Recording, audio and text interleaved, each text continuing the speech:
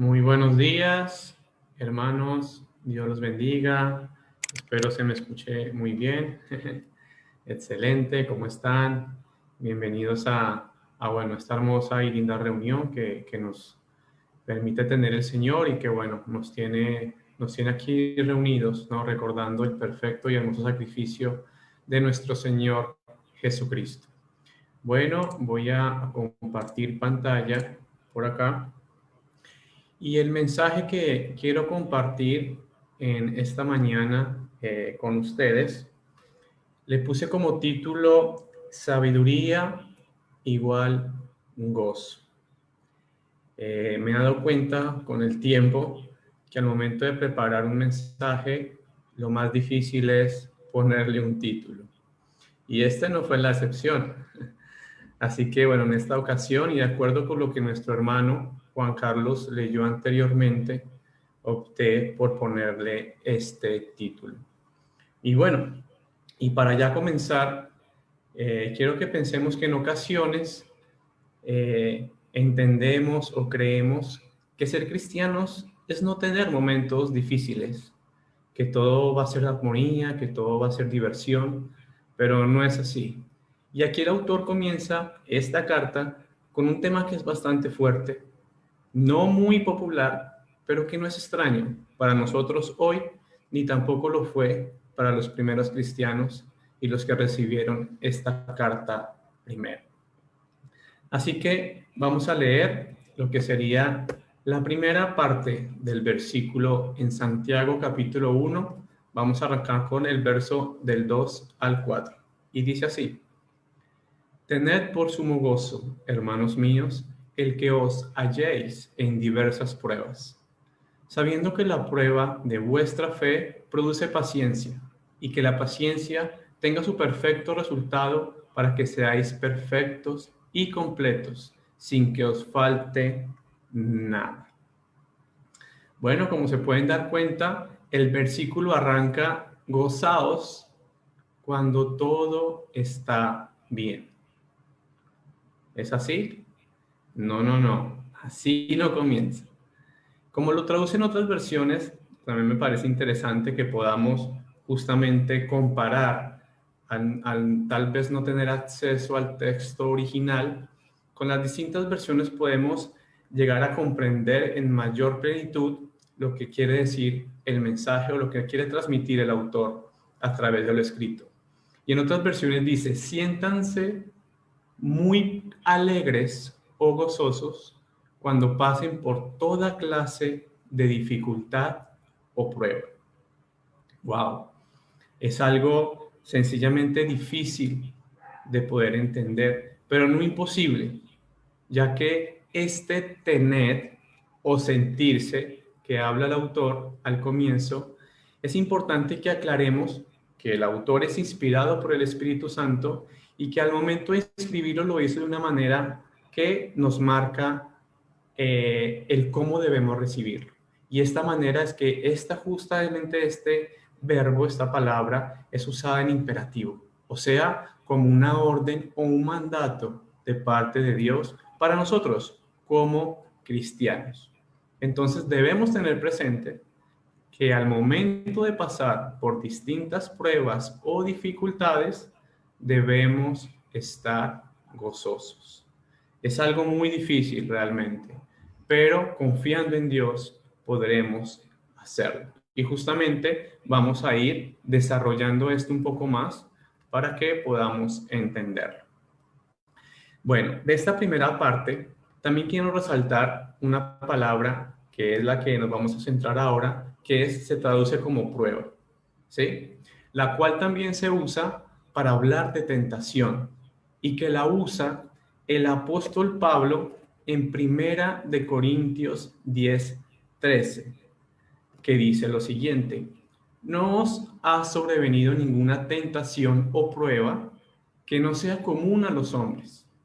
Y fiel es Dios, que no permitirá que vosotros seáis tentados o probados más allá de lo que podéis soportar, sino que con la tentación proveerá también la vía de escape a fin de que podáis resistirla. Otras traducciones también lo describen como: ustedes no han pasado por ninguna tentación que otros no hayan tenido.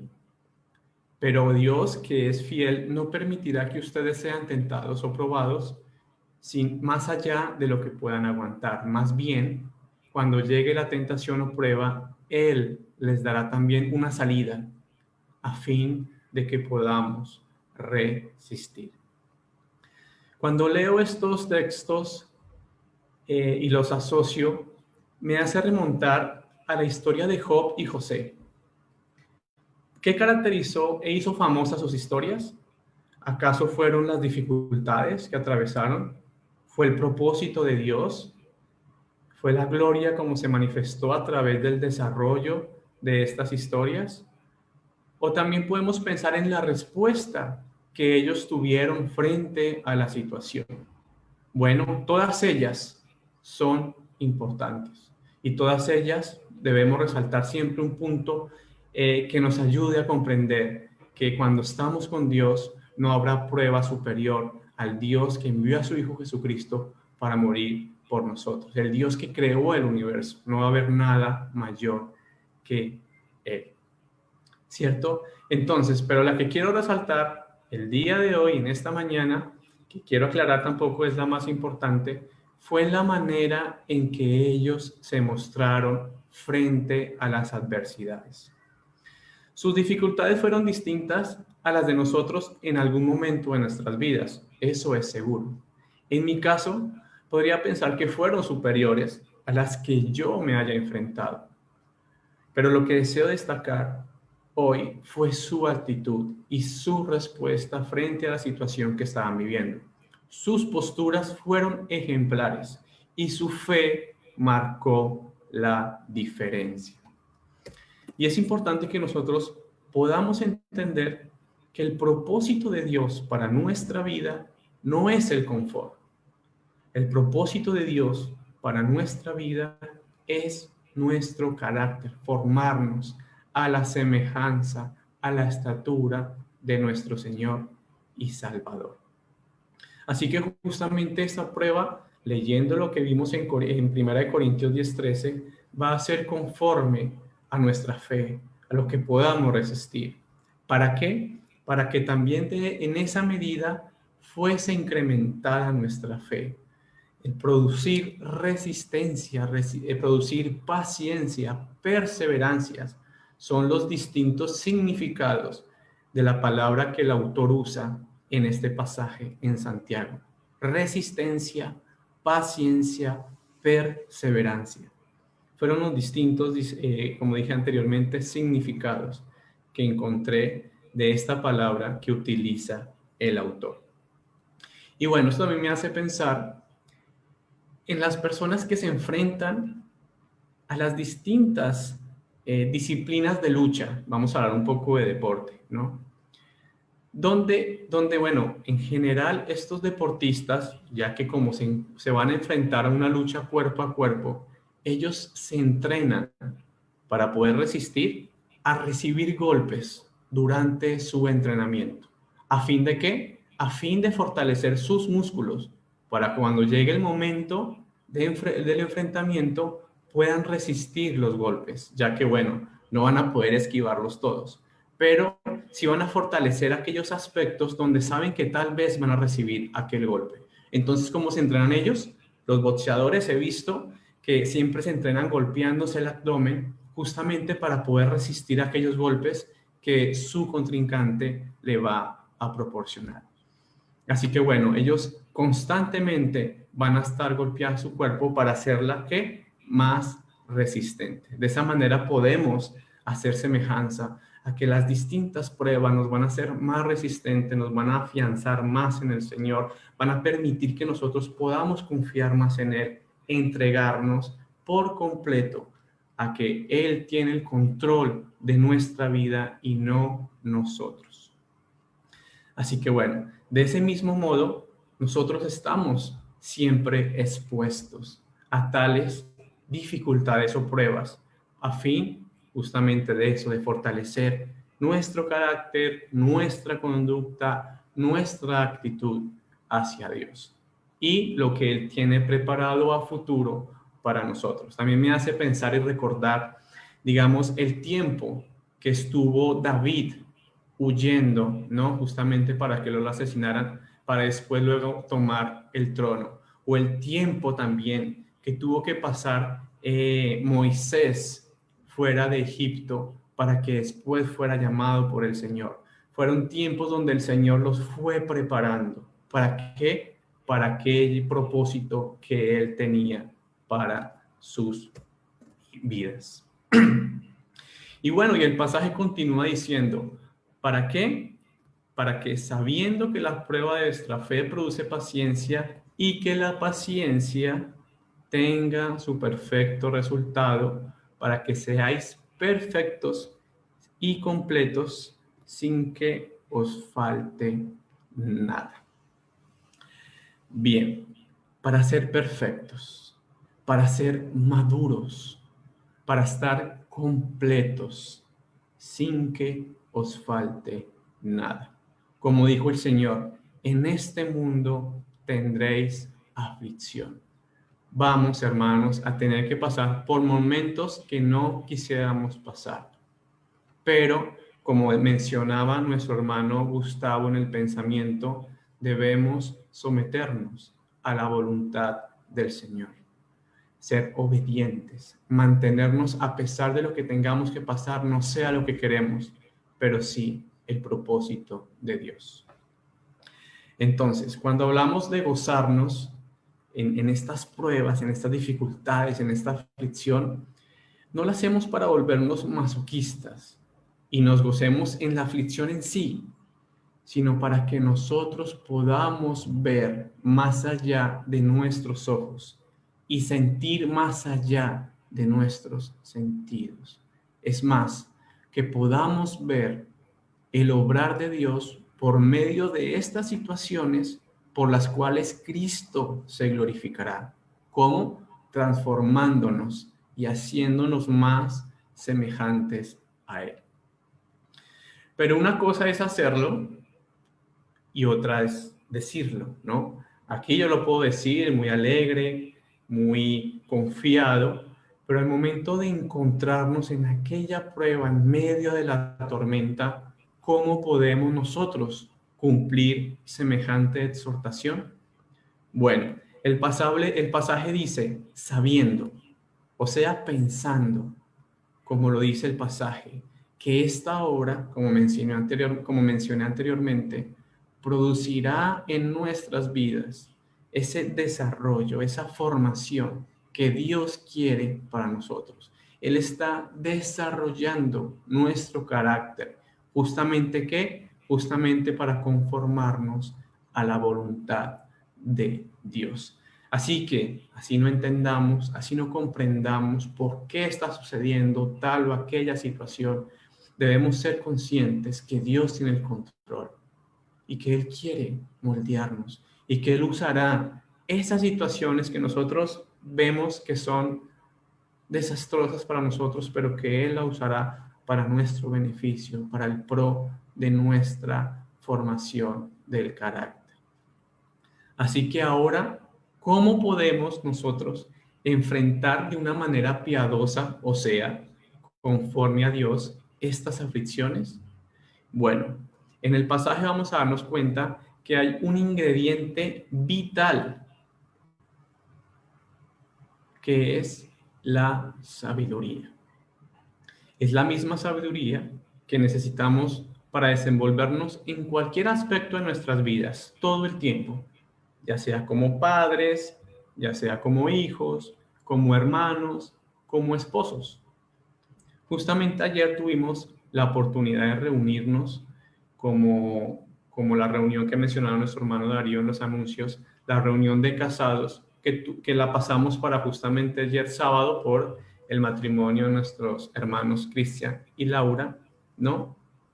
Y justamente también tocamos este tema y nos dimos cuenta que para nosotros llevar a cabo nuestro rol como esposos conforme a la voluntad de Dios es necesario que tengamos sabiduría.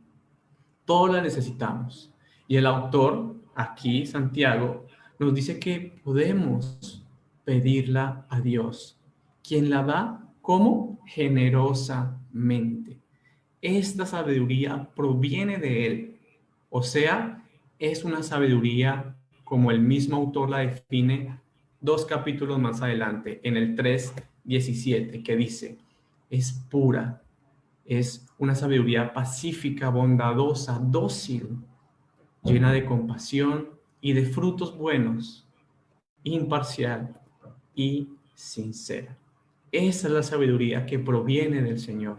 Esa es la sabiduría que proviene del Padre y la cual nosotros debemos anhelar, por la cual nosotros debemos orar, por la cual nosotros debemos esforzarnos en conocer más y más al Señor. Pero, ¿por qué debemos constantemente pedir esta sabiduría a Dios? Bueno, porque en nuestra vida como cristianos se nos van a atravesar distintas situaciones, miles de cosas que van a ¿qué? Van a nublar nuestra vista, nos van a cegar. Vamos a perder de vista el norte de nuestras vidas, que es Dios. Nos vamos a sentir perdidos al no saber cómo actuar, el por dónde vamos, por qué sucede este tipo de cosas.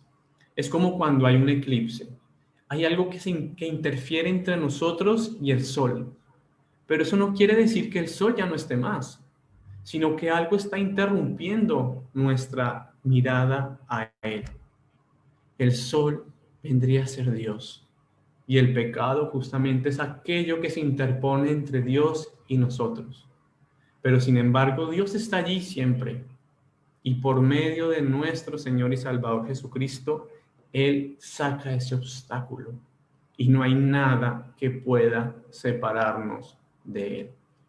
Por más de que no lo veamos en esa situación que estemos atravesando, donde esa niebla no nos permita ver con claridad, debemos ser conscientes de que Dios está ahí, así no le podamos ver.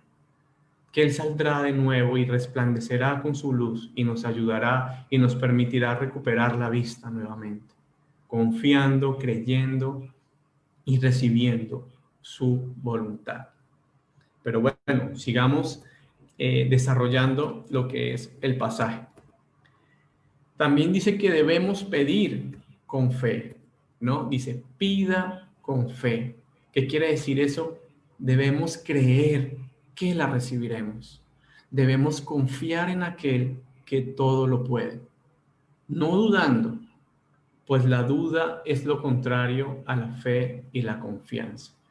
Y bueno, vamos a hablar un poco de la duda, que también es importante que la tengamos en cuenta. Aquí ustedes están viendo un gráfico que saqué de un libro que se llama Licencia para Dudar, del autor Chris Dupont.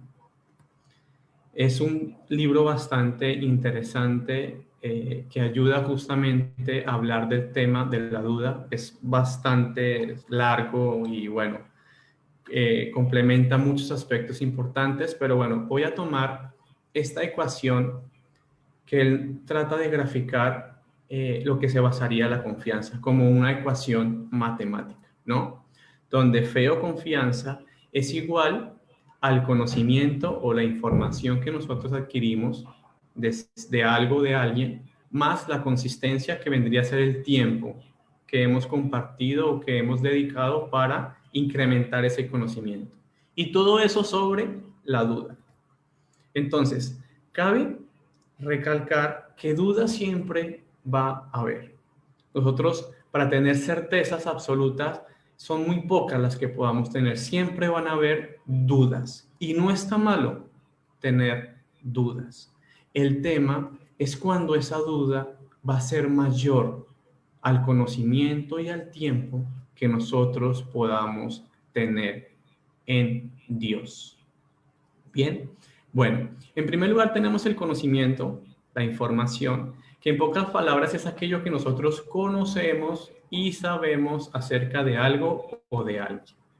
Mientras que la consistencia es el tiempo que ha transcurrido, que hemos dedicado para aumentar ese conocimiento, o sea, conocer a través del tiempo. Mientras más conozco a alguien a través del tiempo, más confianza voy a tener en algo o en alguien, y en este caso importante, pues justamente en nuestro Dios. Mientras más le conocemos, mientras más tiempo pasemos con Él, va a ser mucho mayor que la duda que pueda haber en nuestra mente o en nuestro corazón.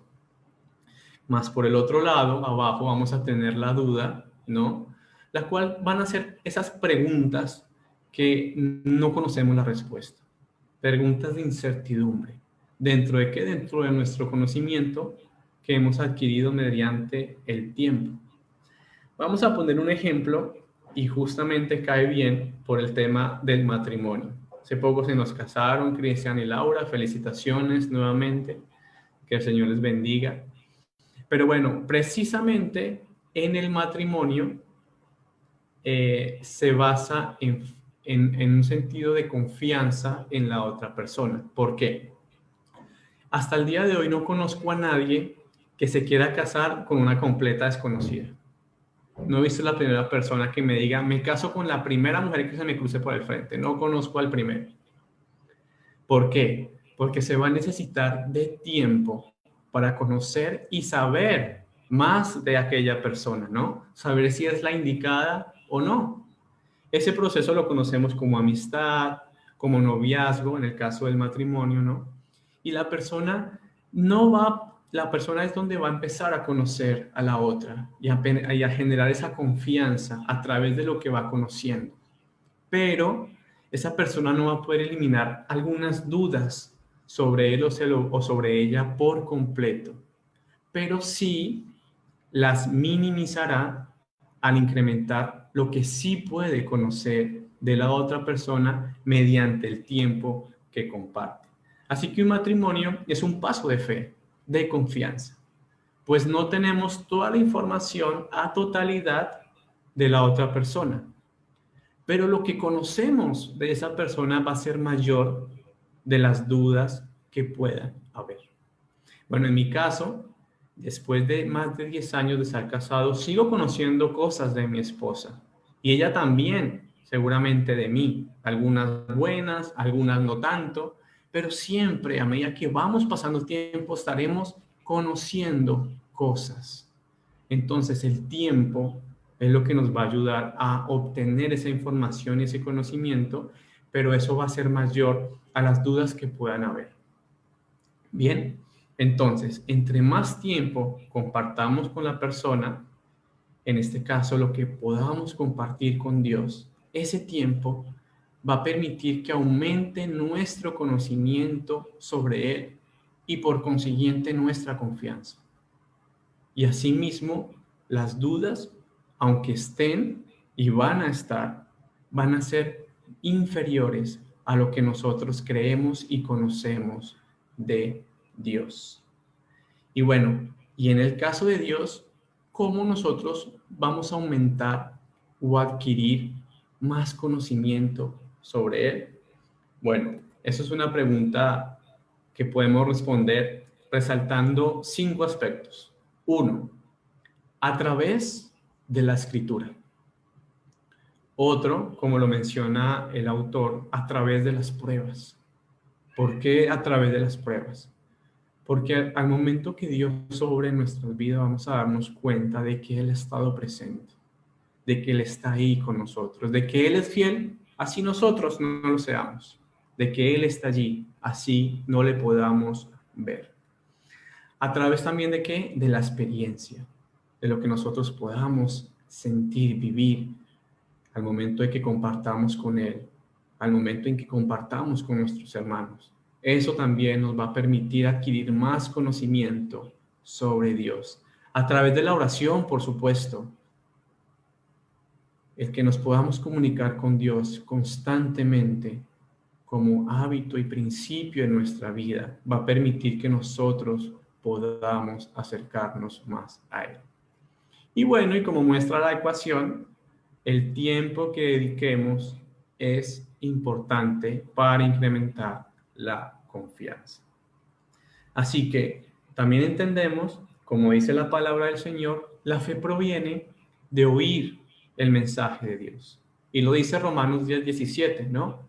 Entonces, entre más oímos, o sea, entre más conocemos, entre más adquirimos información, y justamente la vamos a adquirir a través del tiempo que nosotros dediquemos a Él, pues ¿qué va a pasar? Nuestra confianza y nuestra fe van a ir aumentando, siendo siempre superior a las dudas que podamos tener. Así que sigamos. Dice, ¿pero qué pasa si la duda es mayor a lo que nosotros conocemos y del tiempo que hemos pasado con Dios? Pues el versículo nos dice que seremos zarandeados como olas de un lado a otro. Y de ese modo no podremos recibir de parte del Señor lo que le estamos pidiendo, puesto que nuestra confianza va a depender en gran medida de nuestras dudas y no del conocimiento que hemos adquirido ni del tiempo que hemos pasado con Él. Entonces, ¿las dudas van a estar? Sí van a estar, pero nuestro conocimiento, nuestra información, nuestro tiempo con Dios tiene y debe ser superior a aquellas dudas que nosotros podamos tener. Nuestro conocimiento de Él debe ser mayor. El tiempo que ofrecemos para Él generará justamente eso, nuestro fortalecimiento, nuestra constancia, perseverancia y resistencia. Y evitará, como dice el pasaje, que seamos inestables en todos nuestros caminos.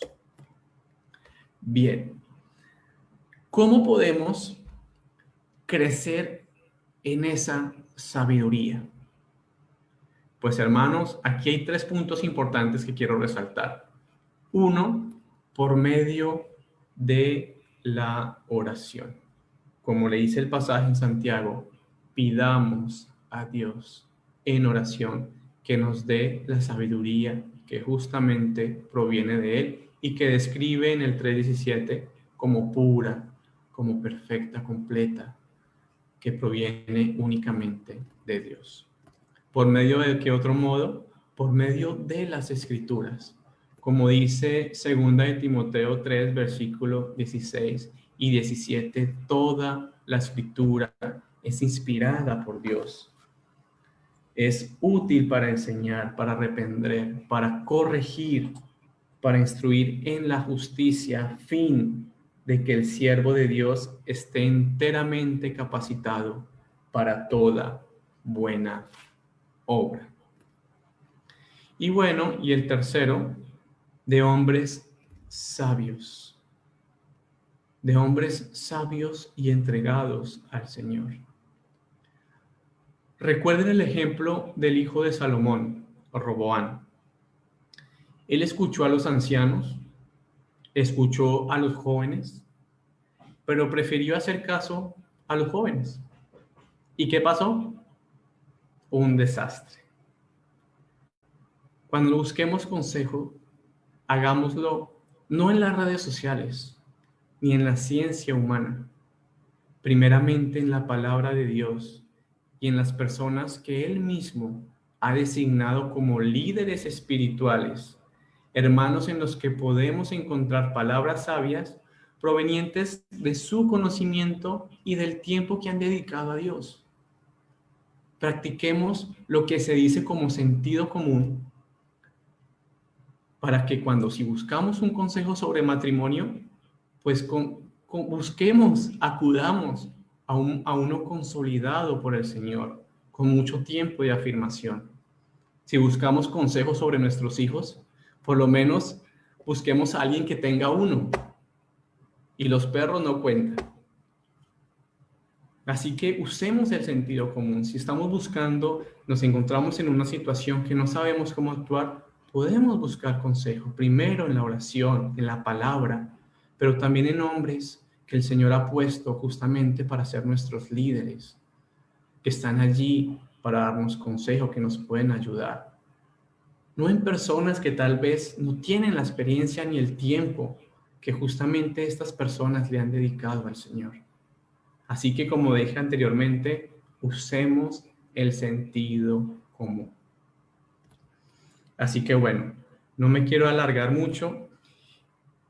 Quiero, para ir cerrando ya, que es a través justamente de la sabiduría que proviene de quién, de Dios, que vamos a poder encarar las distintas pruebas.